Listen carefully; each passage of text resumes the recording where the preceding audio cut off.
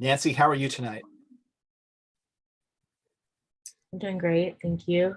It's so awesome when people have their cameras on. You know, we're not going to require people to have their cameras on, but that feedback that we get just from people's faces, it really means a lot and helps us know that we're on point. And Harshan, good to see you again as well. So we're mustering everybody up, and Svetlana's going to start the recording, which I think she has done now. So we will go ahead and start close to on time here then. I'd like to welcome everyone to our session of cyber speaker series. And our intent for this is to bring people in the industry today that are either in government and working on cyber policy and or maybe cyber functions that are unique to agencies at the federal, state, and local level, but also professionals that are in the industry that are either protecting information assets for commercial companies or providing capabilities to help other companies protect their assets, and also thought leaders in this area. And tonight, we're very privileged to have Lara Meadows with us, who has had just an amazing career in cyber. And I love it because she's worked in a SOC, Security Operations Center, and she's also now the VP in communicating the value of the company she currently has to customers and ensuring that current clients are getting what they need from her company. And I think in Lara, you're going to find a professional who can really talk about so many of the different work roles in cyber, and where each of you, one of you may be more technical than the other. One of you may be really good at talking with other individuals about cybersecurity. One of you may be really analytical and love risk optimization. And Lara is going to be able to talk about that breadth. But before we jump into that, I do want to introduce you and hand the mic over for a second here to Gianna Doring. Gianna is the chapter president at Virginia Tech for Women in Cyber. And she has an outreach to our NOVA partners here. But first, let me underscore 2 points. One, Women in Cyber is not confined to just women joining the chapter. Women in Cyber includes men, because men are so important to the success of having a diverse workforce. And sometimes men work for Women in Cyber and absolutely want to know and network and be a part of that cyber woman magic. Because I'll tell you, women in the cyber industry are absolutely better at networking, relationship building than men are. I don't know why it is. Maybe it's because we attracted men that were just kind of engineers and math majors and grew into it, but the women figured out, man, the way to really be effective is to develop a team. The second point I'd like to foot stomp is the importance of diversity in a mature cybersecurity program. It's so important to recognize that our information economy is a global information economy. And if you have a team that all just looks like you are going to be half as successful and miss threat vectors that people with other life experiences, people who speak other languages, people who've lived in other countries will bring to your overall team. So I'm really excited that Women in Cyber emphasizes both of those points. And so, Gianna, over to you. Awesome. Well, thank you for the introduction. So we're so grateful to be partnering with all the students at NOVA as well, and our folks in Blacksburg here. And we're also grateful for the opportunity to talk to all these incredible thought leaders. And we really appreciate this opportunity. It's great to increase our network. So a little bit about our chapter here is, again, we recognize the value of diversity, especially in cybersecurity, because like we know from coding, right? The most effective and solution is the most efficient. And if you all think the same way, it will be the most efficient way. So here we're trying to create a space that we can kind of create a network of a lot of different people, and that doesn't necessarily have to confine to gender or race. So that's what we like to do here. Gianna, what are some of the events, some of the programs that your chapter wants to work on over the next year? What kind of things come with being a member? Yeah, absolutely. So first and foremost, there is a conference coming up. And I think our presenter today actually was the keynote speaker last year. And we're grateful to have that opportunity again to be able to provide scholarships if we get applications in. Actually, the deadline is October 31st. So it is a quick turnaround. But if anyone wants to become a member, it's a great opportunity to get out in that space and create that network. Furthermore, we'd like to do more speaking events, have thought leaders come in. I am currently, this is definitely tentatively, I'm talking to a few people that I know from Nova, absolutely incredible women that own their own firms and cyber consulting companies to come talk here. And we'll definitely make that a Zoom event so that we can have our folks in Nova attend as well. So definitely prioritizing that. We're also looking to do some social things, networking, kind of like fireside chats to make it kind of a conversational thing so that we're not only building our network, but also relationships. Speaking of relationships, both of you have done internships, all right, internships last summer and are thinking about your internships next summer. I would imagine that one of the benefits of membership is being able to talk to people who are a year or 2 years ahead of you in their academic pursuit of a cyber degree about where might I get an internship, or what did you enjoy about your internship? What would you have done differently? Can you talk a little bit about that?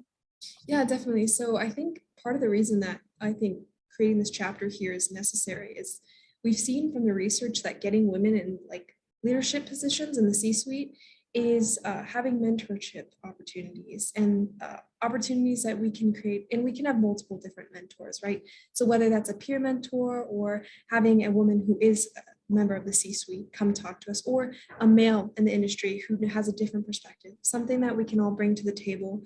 And I think especially having older peers is important because they can talk to you on a different level about getting that internship and what that experience is like, especially as an entry level a woman in the cybersecurity field. It's important to share our experiences with different companies. So a sophomore can talk to a junior and say, how did you set up that first internship for the summer? I would, yeah, absolutely. I think that was critical for me, and I think that's why I wanted to bring this here, definitely. Yeah, and I'll just share from my son's experience. He was a Hokie computer engineering and math major, but he wound up getting a clearance through his internship in the summer, right? So if your goal is to graduate with a top secret SCI clearance, you could actually start working on that during your summer internship. But it's hard to know, well, where would I even apply to? What kind of companies would be willing to sponsor that? What would they need to see from me? Can I even think about that if I'm a foreign national? Well, probably not. But there are other ways to establish bona fides that would be meaningful when you seek to then jump out of internship to your regular job. In closing, Gianna, anything else you'd like to share about the chapter or the your affiliation with the National? Yeah, I would love to encourage membership and participation, not just to our people in Blacksburg. I want this to be open, and definitely having Dr. Svetlana as long with us has really opened the door to Nova students as well to get involved. All of our meetings are going to be on Zoom. We want to create that accessibility to everyone and also get involved. We're building our board right now, and I want a dream team, right? I want to make sure that we can actually provide these opportunities that we've been telling people about, and we will do that. Outstanding. And I'll close this session with a call out to our Nova students. So our Nova students are getting their 2-year associate's degree in cybersecurity, or with a concentration in cybersecurity. And we really would like this also to be a bridge for them to affiliate with Virginia Tech once they finish their 2 years at Nova.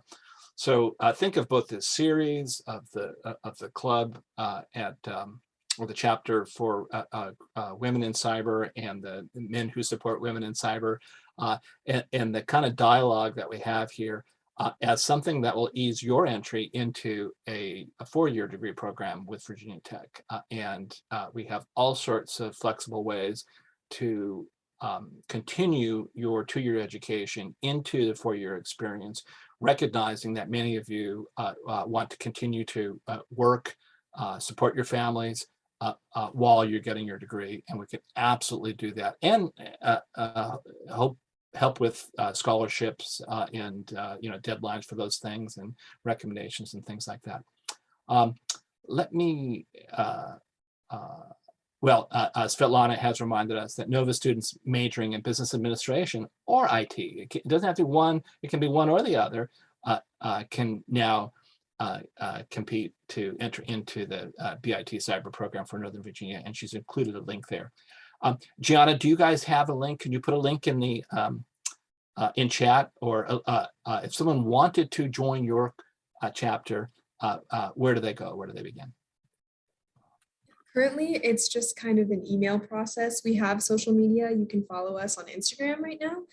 It's Wysis_VT, and then we post updates there, but I'll definitely post my email in the chat and we can get some involvement there as well as Caitlin's. Great. Caitlin, anything for us in closing? I just think overall the organization is great. Even if you can't or don't want to join the Blacksburg one or a chapter here at BT, if you hop online and sign on for the membership at YC's, I know at least for me, I get weekly updates on emails, and it's just a safe space to ask any questions and to have mentors help out and answer all the questions you have. So yeah, and scholarship opportunities. They make that very public, and trainings, things like that, free trainings on Google technologies and other things like that. So it's a great resource to have. I'll post the link to the national organization and post our socials as well. Outstanding. So to me, it is a Marvel super comic group. It's the cyber defenders in this chapter. So anyway, thanks so much. And so let's pass the baton over to Lara, who we teased a little bit at the start of this, but Lara, would love for you to just give us a sense of your background and maybe kick off the discussion tonight. And you've got some great slides that would love to share that I think would help some of us also pull some things from that slide deck. Absolutely. Thank you so much. And again, I'm so excited. I'm actually really honored to be here because Virginia Tech is in my home. And to know many years ago, I won't say how many years ago, when I was at Tech, we didn't have opportunities like this. So I'm so excited to be back and talking to you all and telling you a little about my life, what I've done, and what it's like to be a female in cybersecurity world. So just to give you a little background before I do this, I'm going to actually jump. Let me know if you can see the slides. Yes, we can. Are they turning? Okay, awesome.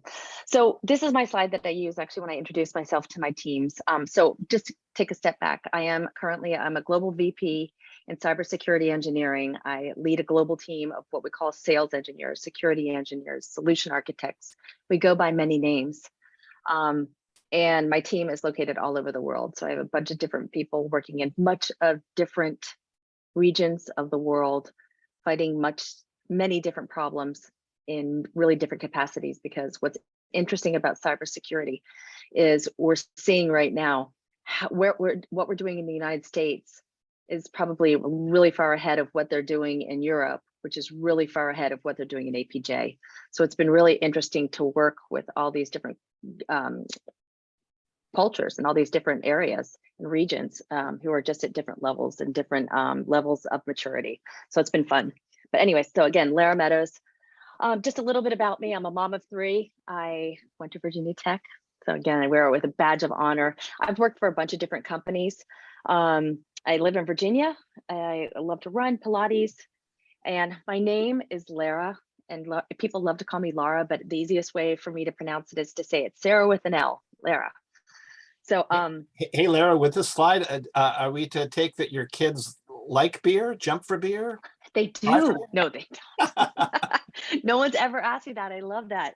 No, I do love myself a good beer at night. But that's hilarious. No one's ever asked me that, David. So those are the companies you've been with, Cisco, Recorded Future. Yep. I've just done some work recently with Recorded Future. Pretty amazing what open thread information will do for a company, how important it is to have a sense of who wants your stuff and who's attacking you and who might think of attacking you. Absolutely. And it's funny you say that because the company I work for right now is a threat intelligence platform. And what we do is aggregate threat intelligence from all over, from open source, from curated companies like Recorded Future. We pull it in, we normalize it, and then we turn around and give it to other people. But to me, one of the things that I like the most about cybersecurity is how dynamic it is, right? Our job is relevant. It is amazing to me how to wake up in the morning and I turn on the TV or turn on the news and I hear about somebody's been hacked, somebody's been attacked. And I love, jumping online, finding out everything I can. Who was it? How'd they get in? What did they do?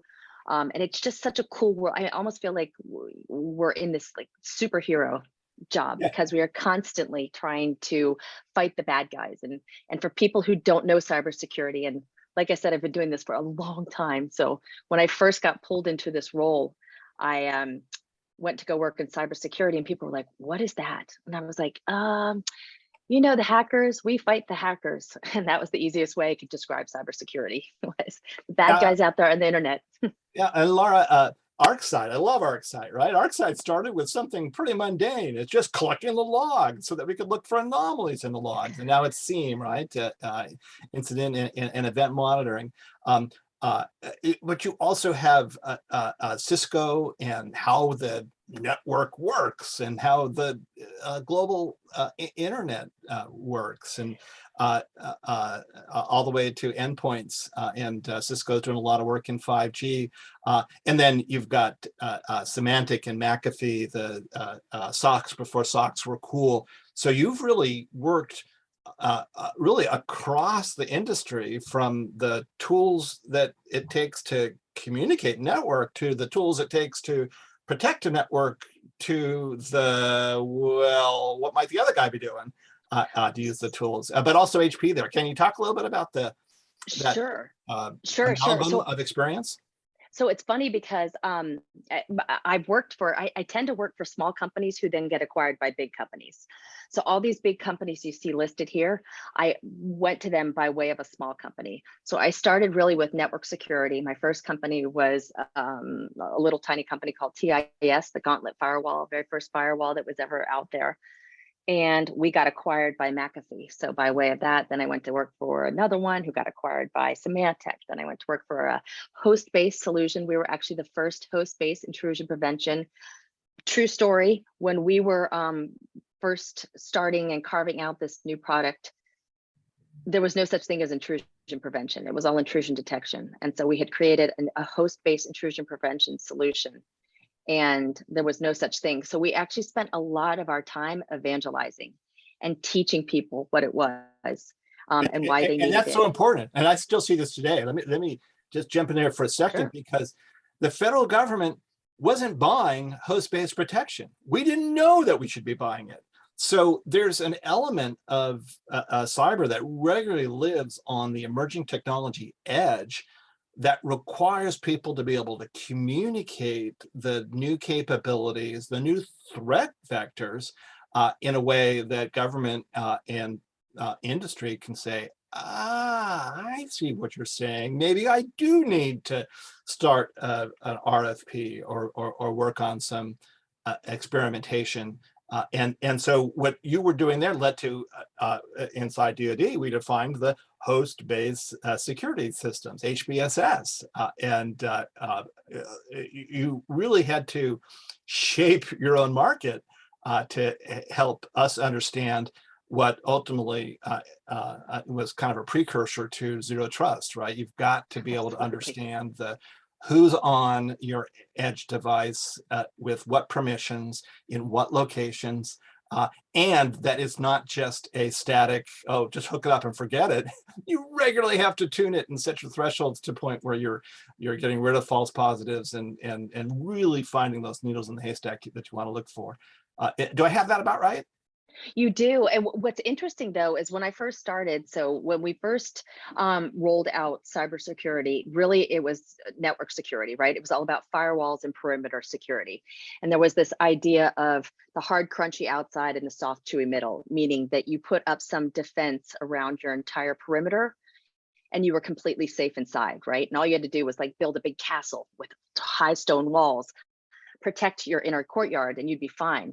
But then what they realized is, guess what? You and me and everybody on this call, we've got stuff on our laptops, we've got stuff on our iPhones, and all our IoT devices that we've got, and we're just bringing in all this yucky stuff. So gone are the days of that castle, those high walls protecting you, because people sometimes, and now especially with like the pandemic where so many people are working from home, the whole concept of a castle is no longer true.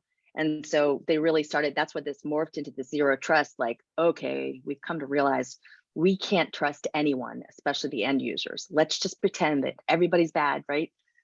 And let's treat everyone like and then grant them permissions as they need them. And that way we protect ourselves. So it's really been interesting to see this morphing from this, I am completely protected because I have a castle, to wait a minute, each of us is our own little castle that we have to protect. Fantastic. Mm-hmm. Okay, do you want me to keep going? Yeah, please. Okay, so I'm just gonna go back for a second. Give me a second. So what's interesting about when I first started, I just want to give you all, so actually I'll even go back one step further. So I pulled up this picture. Actually, somebody just sent me this picture. So when I went to Virginia Tech a long time ago, I majored in industrial and systems engineering.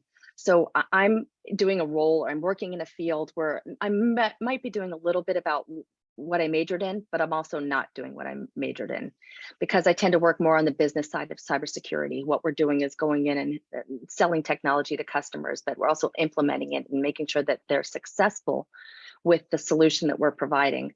So it was something that I didn't major in. So I think it's kind of funny that I'm involved with the BIT and helping. And I'll be honest, my daughter went off to college in September, and I went to Virginia Tech in the spring, and we went to go do a tour. And I was sitting in the Pamplin Business College, and they started talking about all the different programs that they've got going on and all the different things that they're doing up here in Northern Virginia, and then I found out there was a cybersecurity program, and I was like, whoa, how am I not helping my, my school, all my people? And so I'm not doing necessarily something that is industrial and systems engineering, but it kind of is, because what I like to say that ISE is kind of engineering with a business tag. So maybe I am doing what I majored in. When I first started, it was really hard to get a job. So I had interned with a company who was a government contractor, and they asked me to come back and be their receptionist. And I'll tell you what, there is nothing more humbling than coming out, with my big badged chest going, oh, I'm a graduate in industrial and systems engineering, and not being able to find a job, and ended up working as a receptionist just because I wanted to make money.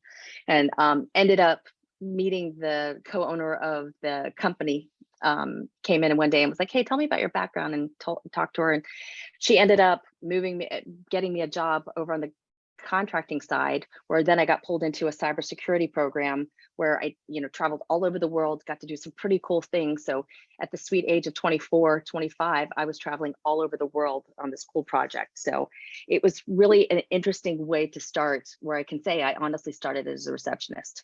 So we all come from different backgrounds, right? And then, like I said here, I've worked for a lot of small companies.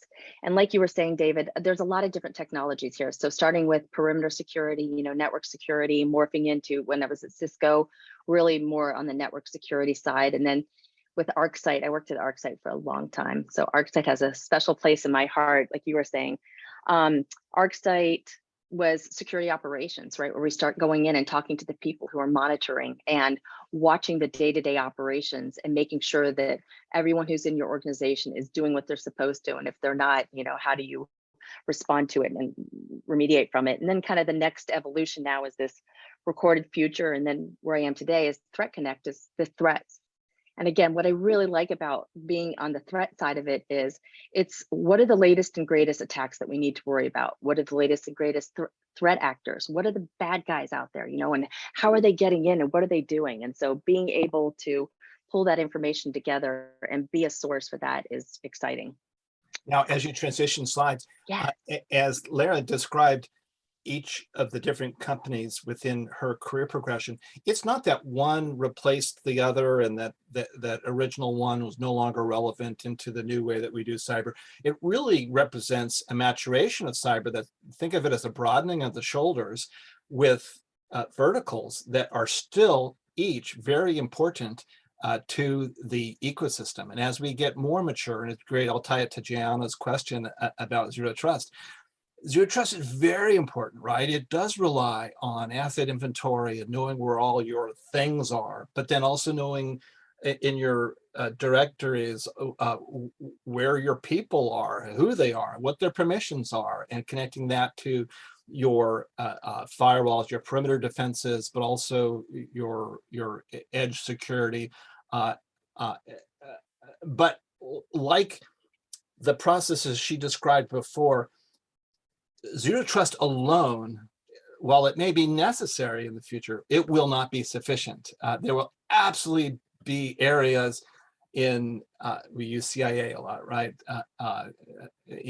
In confidentiality, integrity, and availability, that zero trust won't be sufficient to defend against, right? You'll get availability attacks, the denial of service that laugh at zero trust. So it's important to look at this experience and realize that every time you go from one company to another company in a different one of those verticals, you really should be thinking about how that it's almost like lifting weights, right? But you're not just developing one muscle, you're broadening your shoulders and your ability to connect the different disciplines within cyber. And it's really important for those that are in the business side of cyber. So it's really fascinating you say that. I actually spent my day at a really cool day. So today was a really cool day at work because I was down in the Capitol and they were doing a big cybersecurity thing. And so I met with the CISO and the director of security operations of the SOC team, and was talking to them about some of the challenges that they face and what are the things that they're doing nowadays. And so to your point, David, what you were talking about, just all the different technologies that they use that fall under the guise of, security operations, there's a ton of technologies and there's a bunch of different things that they use to accomplish different tasks and different feature, to be able to solve the whole comprehensive problem. And so I will say though, zero trust, I'm really struggling with zero trust because I do feel like it's the latest thing that we're talking about. A couple years ago, it was advanced persistent threat was the biggest thing. And a few years before that, there was another one, but zero trust seems to be what people are talking about. And it's a little ambiguous when if somebody wants to deploy zero trust, what does that mean and how do they do it? Because it's really not defined. Absolutely, it's not a thing you buy. No, yeah. It's not. So, but that's what I was actually talking to the CISO about, of how are they doing it? What are they doing? And especially because they are the House of Representatives, they don't necessarily influence policy, this group specifically, but they have to protect all their members in Congress, and they have to make sure that all their members, when they go home to their home offices and their home areas, that they're being protected as well. And so it's just interesting, this whole concept of zero trust and how important a number of work roles, boy, from engineer all the way up to sales. And can you talk a little bit about the diversity of experiences in that? Sure. So what I did here, so like I said, I'm in a role called sales engineering, systems engineering, solution architects. So what you can see over here on the left is really the different titles that we go to. And what we are is we are the person who helps solutions get deployed, get implemented, and successfully continue on. So I like to say we are the technical arm of the sales team. We are the ones that go out, we speak technical, we speak to the customer, we're not going to walk in all schmoozy and salesy, which by the way is not a bad thing, but we just happen to be the technical side of it. So what we do is help. And so this is just a little joke here that we like to say on our team, that the sales engineering goes in and does the work while everyone else stands around and watches them do the work. And so that's what we're talking about here. So always be selling, and definitely ABCs, right? Always be closing. Yeah, absolutely. Like there again, Ross. So I wasn't quite sure what to do. And David, I'll kind of take it to you from here. I was going to talk a little bit about what tech sales is, what sales engineering, and then I could go personal, like lessons I've learned in my life. One thing I will say is being a female engineer, so coming from the engineering side, I cannot tell you how many times I have looked around the room and I go, I'm the only female again. And how many times I've been looked around, and it's amazing to me, for the good and for the bad, you know, being the only female in the room. I've had instances where some things have been said that weren't appropriate, and I had to, you know, kind of have tougher skin. I've also been in situations where everyone was like, oh, you're a girl, you don't know what you're talking about. I had an instance where I went into a customer and was talking to a general, and you know, a little bit like, oh, let the big people talk, let the big boys talk. And I had to laugh because I was like, okay, I'll just sit here. And they were talking. I said, hey, can I just ask a couple of questions? And can I ask how you're doing this today? And they were like, well, we're not sure. And so I said, well, what if you were to do it this way and that, you know, and to be able to espouse. And suddenly, you know, I saw like 3 heads like go, wait a minute, she knows what she's talking about. And so to have that ability, like, okay, I'm not just a girl sitting in here. That's happened several times. And We're going to give the other end of that spectrum. The most senior cyber professional in the nation is Ann Newberger.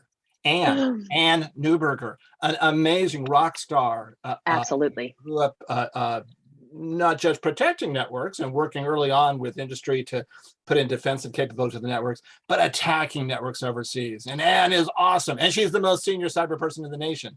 Right below Ann, over at CISA, running the whole critical infrastructure security agency, is Jen Easterly. Oh, Jen's my God. awesome. Women not She's only awesome.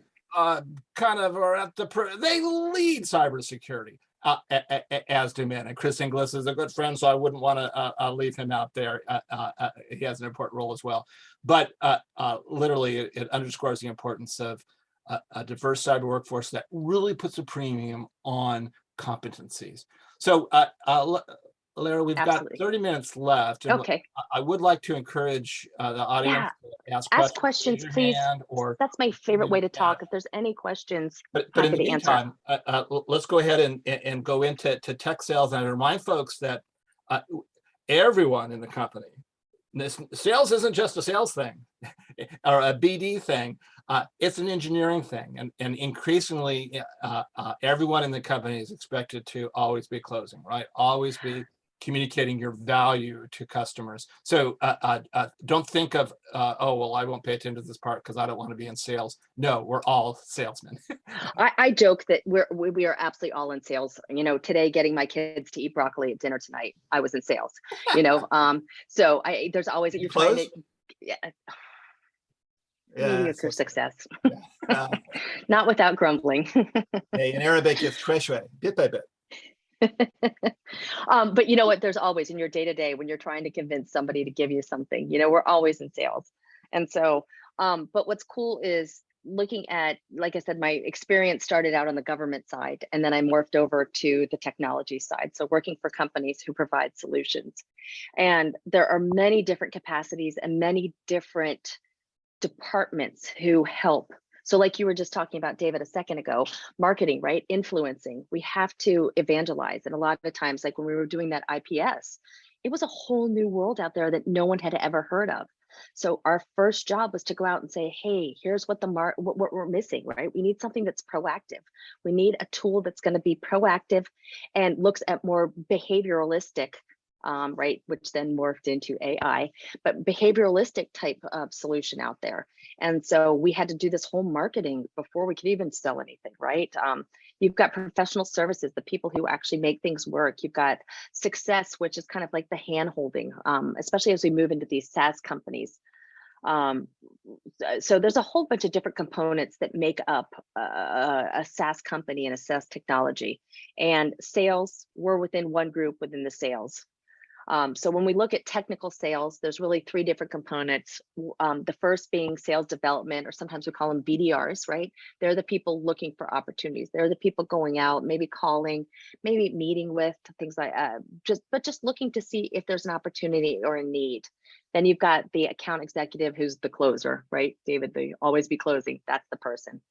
And then over to the right, again, the pre-sales engineer, which is the role that I'm in. We're kind of this hybrid. We're technical, but we're also trying to help push things across the finish line. So I like to say with pre-sales engineering, we wear many different hats. We're part business, we're part technical, and then we're part product. So understanding like what the world needs, what people need, what customers need. So we help products to evolve as we're going out and talking to customers, right? So this whole zero trust thing is really coming up quite a bit. How do we evolve to be able to solve a problem like zero trust? Like we said, there's no one solution out there. So how do we help companies who have some sort of zero trust initiative to be able to accomplish that? And that's what we're doing in the pre-sales role, the sales engineering role.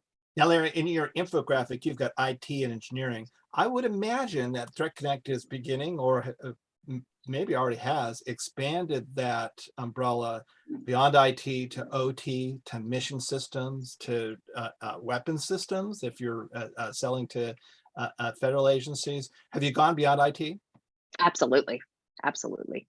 And I mean, I was going to say it's so comprehensive, and especially with security now, where, expanding even to physical security, where we start thinking beyond just systems and things like that, start thinking about people.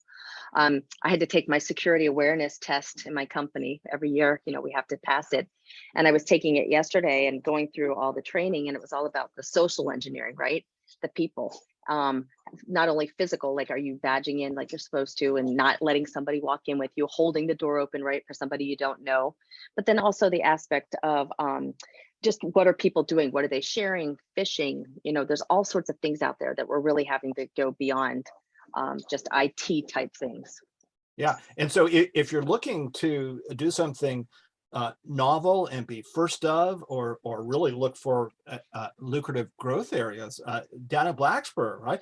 Go over to the drone cage and think about how would cyber attack drones. Go over to VTTI, the Virginia Tech Transportation Institute, right? And ask them what they're doing about self-driving autonomous vehicles, because they all have a cybersecurity need. And those are growth areas. So quite often where the new money is looking at another discipline that hasn't recognized that they're under threat or will be under threat, and getting in with them early on to help them discover. So all sorts of great research projects by teaming up with a transportation engineer or a drone pilot, things like that. Awesome. Absolutely. Okay, this is just another way.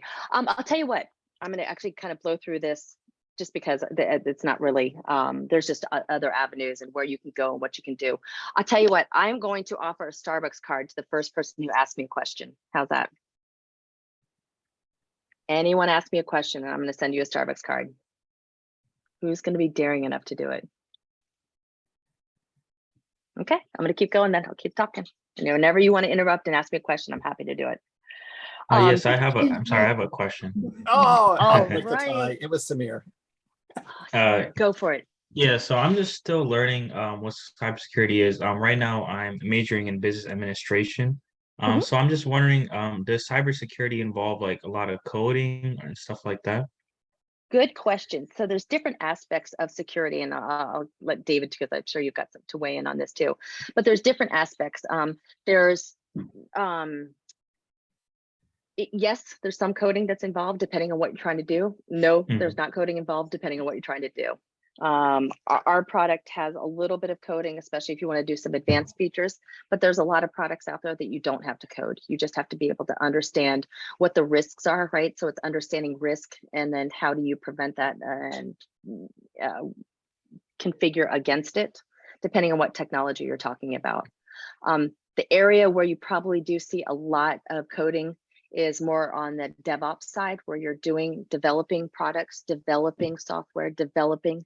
And then there's security that's woven around that to make sure that, there's no holes in your code, to make sure that you're not leaving anything vulnerable. Yeah, and let me Okay, add to that, thank you.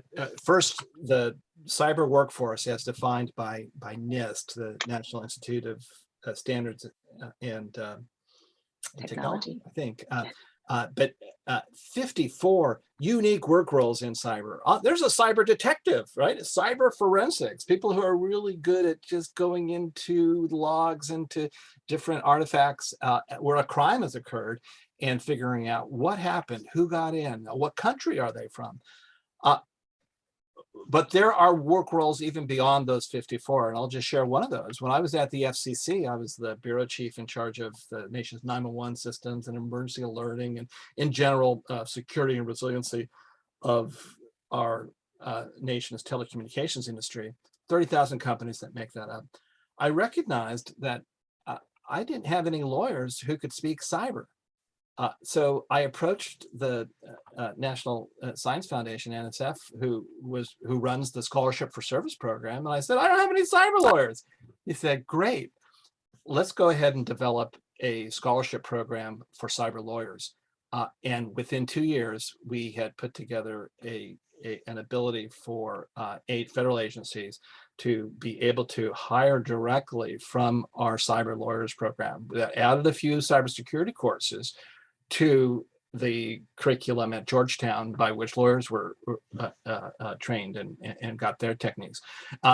And so, yes, there is a thing as a cyber lawyer. Now, do they need to be good at coding? No, no, no. Do they need to be aware that coding occurs and that, in fact, that's a strong area of risk by which cyber harm can be done? Absolutely. So don't think that you've got to have any great ability in coding if where you want to work in cyber is a non-coding role of responsibility.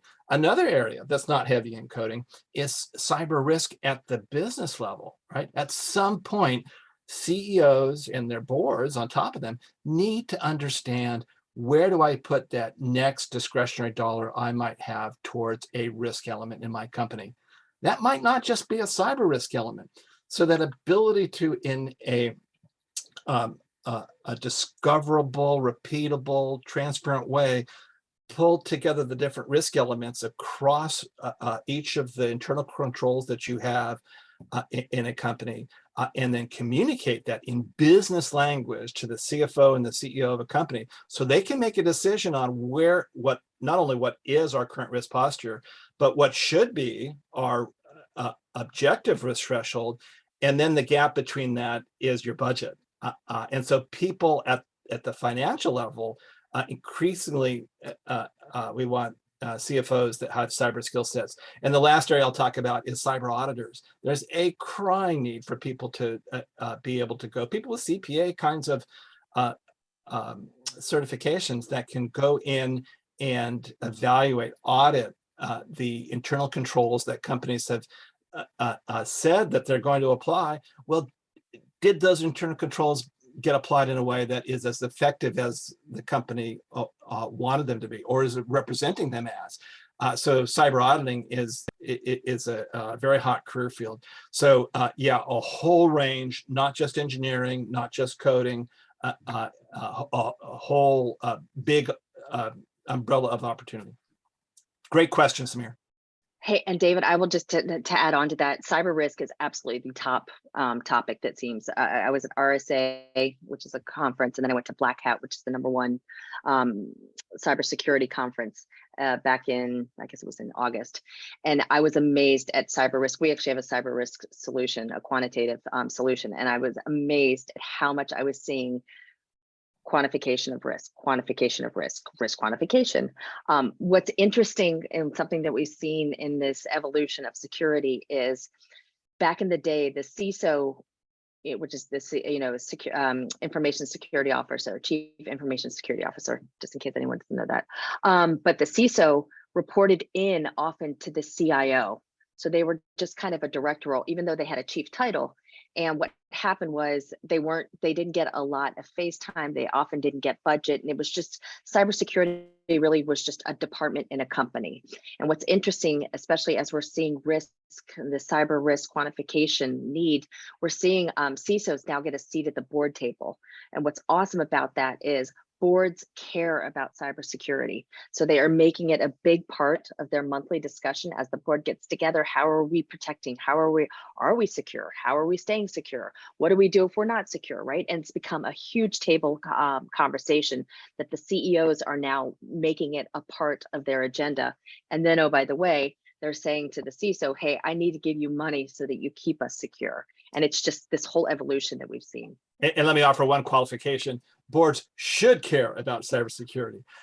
Recent event in the news, the CISO for Twitter outlined a whole range of risk factors that he thought were minimum things that absolutely had to be part of Twitter's threshold risk opportunity.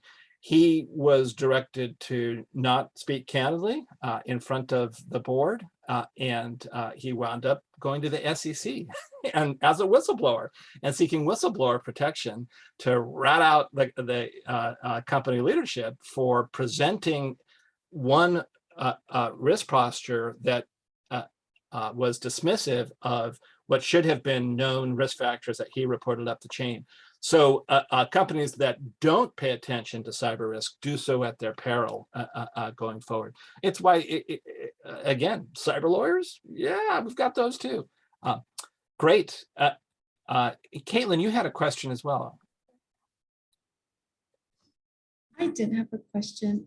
I know personally for me this summer, I will be emerging into a cyber role. So I was wondering if you had any advice to help people prepare to break into the cyber world, or if there's anything we can do to try and educate a little bit beforehand. And namely for a very technical role she's going in for. Yes. Absolutely. I think understanding to me, so when people come into my team, the first thing I do really is understanding just the cybersecurity world, understanding terms. We have a lot of acronyms in cybersecurity, so understanding what some of those are. But also, I like to say the security workflow, like understanding what are the different things that you need to know from the edge of a network to your laptop, that everything that you're going to do sitting on your laptop, that you're possibly going to touch, encounter, run. I think those are good ways to start. I mean, the security plus, people like to start there is a good way to do that. I think probably for the organization you're going in, I would ask them, what are the things that are most important to them so that they can help lead you, because cybersecurity is a pretty broad field. So understanding what's important to them and what are the expectations for them is probably the best way to do that. So hopefully that helps. Hey, one of the things that I offer, Caitlin, is to spend some time thinking like a bad guy. It can be kind of fun every once in a while. You should think about, if not adding in a certified ethical hacker to your portfolio of certifications, at least participate in some games where you get to be on the team that's figuring out how to get in. And if you think about a bad guy every once in a while, it will really enhance your value as a good guy in ensuring that you're either architecting IT systems well or setting up OT in a way that employs zero trust capabilities, or imagineering that, okay, how do we implement a particular cyber tool, or how do we communicate a tool we wish we had because you discovered a new bad girl way of getting into networks. So it can really help to kind of role play every once in a while and be on the other side. Absolutely. That sounds great. Thank you. Svetlana has put a link in the chat for actually a Virginia Tech alum runs the cyber games, the US cyber games, and established kind of an Olympics for cyber, and encourage everyone who might have an interest in being part of the US cyber team one day to check out that link. We definitely have a path. She sits on our board, as a matter of fact. It's funny you mentioned this certified ethical hacker, because I proctored. I'm very familiar with that and have proctored and been very involved with that. And to me, what I found the most interesting about certified ethical hacker, it's not about if you get hacked and how not to get hacked. It's about what to do once you get hacked, because everyone's going to get hacked. So how do you prevent and minimize the damage? And that seems to be the approach that companies are taking and organizations are taking nowadays, is how do I react the quickest way I can with the most minimal amount of damage? Yeah, and there's two parts to that, right? There's how do I respond, and then how do I recover? So people think in that incident response team of, okay, I kind of know I've got to stop the damage, stop the bleeding. I've got to get systems back up online. But people often don't understand how difficult it can be to fully recover to the point where you trust your systems again. And I'll just share with you a successful attack. It's public now. Iran got into the Navy's networks. Now, the Navy's networks support 500,000 users. A 500,000 user network that operates all around the world on ships, planes, submarines, and ashore, has a lot of shared identity and credentials and access management. And it literally took almost a year to completely eradicate the adversary's access to the network of networks that make up Navy systems. So as Lara referred to, right, that respond and recover piece, it has professionals in their own right that they're kind of the fire team that comes in and goes from attack to attack and helps recover, as well as every IT, OT team needing to be ready themselves to minimize damage. It's interesting you say that. I have a couple friends who recently had phishing incidents, right? And they were hacked because of it. In one case, the company had not ever done a backup. So they went to go do, oh, no, I'm sorry. They thought their backup was working. So they went to go recover and they're like, no worries, we're not going to pay the ransom. We're just going to go and still, reinstate an old backup, and come to find out it had not been backing up. So you start talking about business continuity, right? And making sure that your disaster recovery. If I go back and look, and it turns out my backup has not been working for 6 to 9 months, it's obsolete. And then I had another one where their backup, they were overwriting their backup. So when the hacker broke in and had done some malware and it was present in their network, the backup that they had was still there. So it wasn't going far enough back to before they had been hacked. And so it's very interesting. You talk about like disaster recovery and what you're talking about, the business continuity. That's a whole business in itself. Hey, Lara, Kyle is intrigued by the cowboy with the white hat, and asks, how would one even become a white hat hacker? And you mentioned one major conference, RSA, but DEF CON can be very fun, right? That's a good place to start if you can get a company to sponsor your way out to DEF CON. Any other recommendations on how?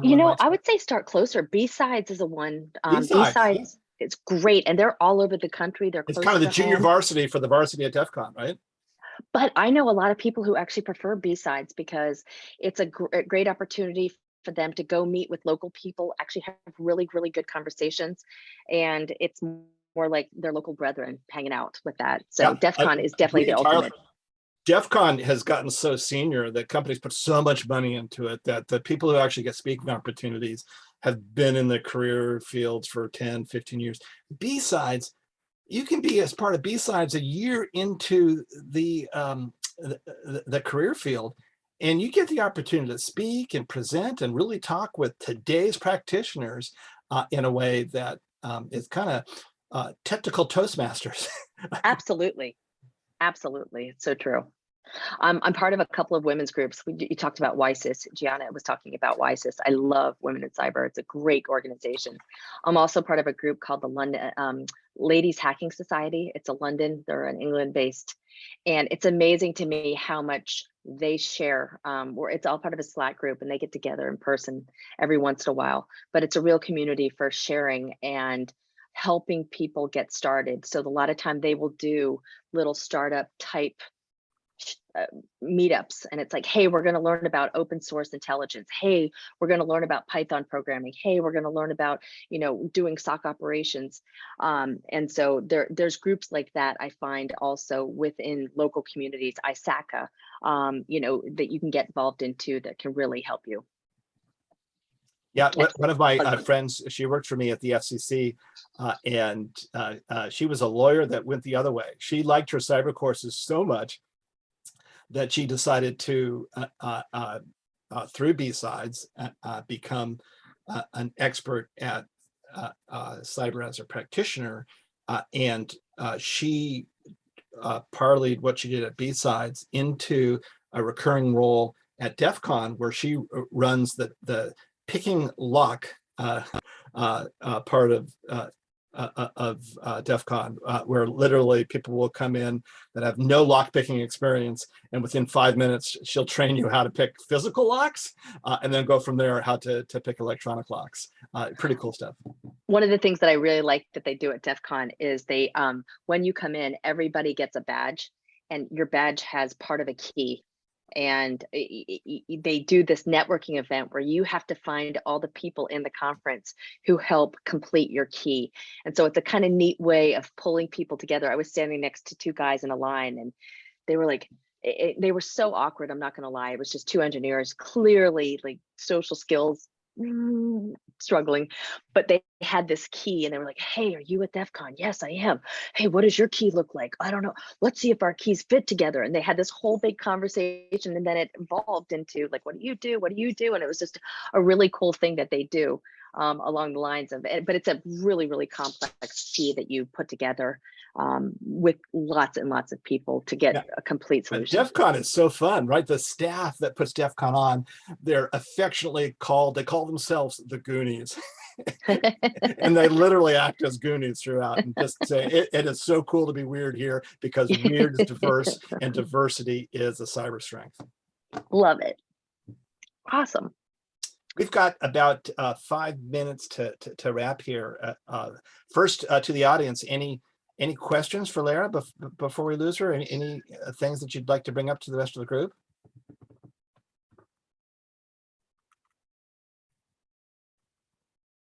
Great. Well, Lara, any closing I remarks? wanted to ask something quickly. Oh, great, Nancy.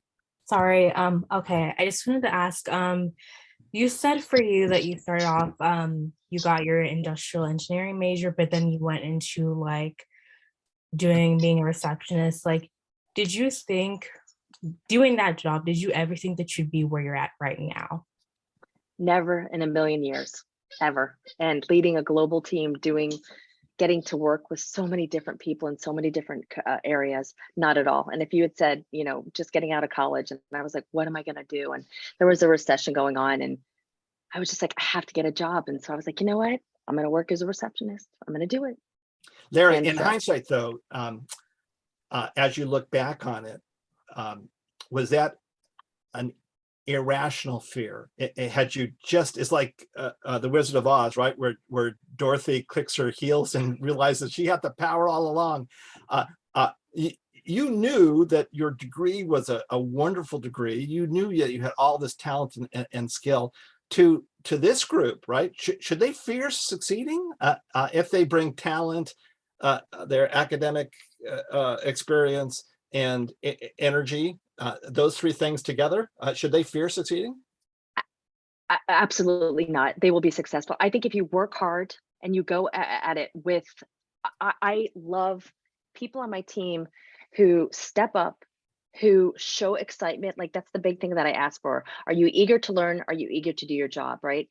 And so if somebody is stepping up and they are showing that they are excited to be at work, and they are eager to try something new, they're eager to raise their hand, hey, I need somebody to help with, and they're raising their hand, those are the people that I'm like, let's get you out, let's get you in front of the CEO. Like, my whole job is to help people grow and get better. And I love people who step up and say, I want to do it. So if you go in with an attitude that you can do that, you're going to work hard, people are going to see that, and you will do amazingly. And Nancy, you literally just exhibited one of the first key elements to success, and that's asking questions. The very first part that Lara described in the chain of getting a cyber sale starts with going to potential client companies and just asking them, what's your problems today? What's keeping you up at night? Where do you have more risk than you'd like to have?